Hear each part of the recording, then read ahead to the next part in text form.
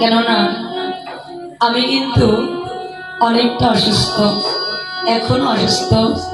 কেননা আজ থেকে 2.5 মাস আগে দশমীর দিনই আমি রোড অ্যাক্সিডেন্ট করেছিলাম। আমার ভক্তরা অনেকেই জানে হয়তো বা। তো এমনভাবে অ্যাক্সিডেন্ট করেছিলাম, অনেকেই জানে আমি বাঁচব না, কিন্তু ভক্তের আশীর্বাদে আর আমার প্রভুর কৃপায় আমি এখনো বেঁচে আছি। কিন্তু আমার 2টা জিনিস ঠিক নেই। এখনো ডান হাত, এই হাতটা এখনো ভাঙা আছে আমার।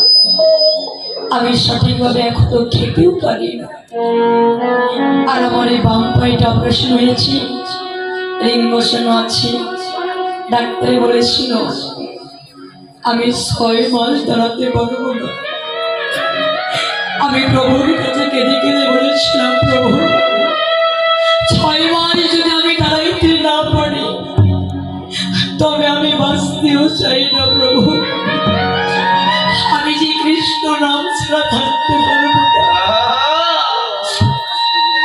প্রভুর কৃপায় আপনাদের আশীর্বাদে আমি 2 মাস পরে দাঁড়িয়েছি, অনেক কষ্ট করে দাঁড়িয়েছি। প্রথম কীর্তনগুলো আমাকে নিয়ে এসেছিল, বলেছিল মামনি তুমি চেয়ারে বসে কীর্তন করবা, তারপর তুমি কীর্তন করবা।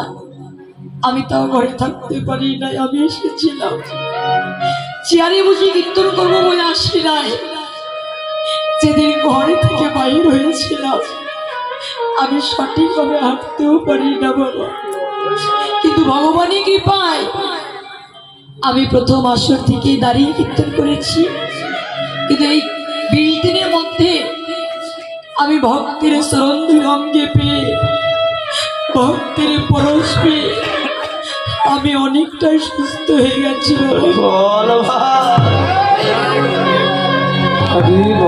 কিন্তু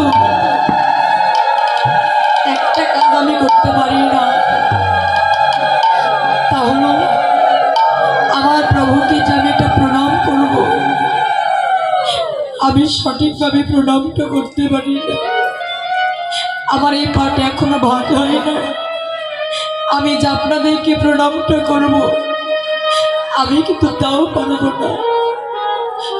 আমি যদি নাও পারি আপনারা আমার কাছে আসবে, প্রেম আলিঙ্গন করবে, আপনাদের চরণগুলো আমার মধ্যে নেবে। কেননা এই কৃষ্ণ নামের মধ্যে যদি প্রেম আলিঙ্গনটা না হয়, প্রণামটা না হয়, অশ্রুপাত না হয়, এই কৃষ্ণ নাম বলাও যতটা অপরাধ, শোনাও ততটাই অপরাধ। আপনারা আশীর্বাদ করবেন।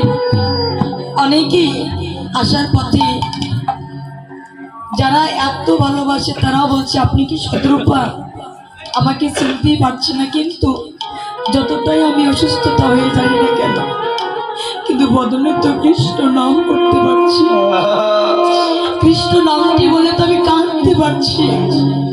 আশীর্বাদ করবেন আমি যেন আবার আগের মতো সুস্থ হয়ে আপনাদের